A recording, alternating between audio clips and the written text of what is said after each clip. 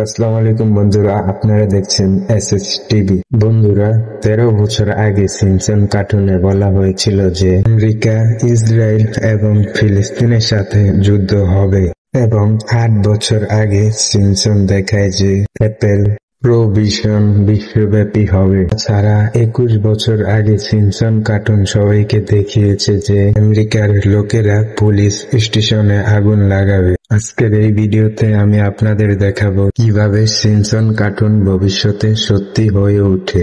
বন্ধুরা, সবাই জানেন যে ঈদগুলিতে অ্যাপেল প্রোহিবিশন সবার কাছে প্রায় আছে। এই ভিআর চশমাগুলি ফেব্রুয়ারি 2, 2024 তারিখে লঞ্চ করা হয়েছে। তারা বাজারে আসার পরই হরতাল শুরু করে।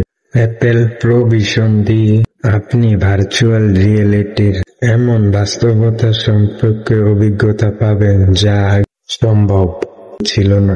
এই গ্যাজেটটি বাজারে উন্মুক্ত হয়েছিল, কিন্তু আপনাদের কি মনে হয় যদি আমি বলি এই চশমা গুলি 4 বছর আগে সিম্পসন কার্টুনে দেখানো হয়েছিল? 2016 সালে সিম্পসন কার্টুনে ফ্রেন্ডস এবং ফ্যামিলি নামক এক পর্বতে দেখানো হয়েছিল। এই পর্বে মিস্টার ভার্চুয়াল রিয়েলিটির মাধ্যমে নতুন একটি বিশ্বে বাস করার ধারণা দেয়।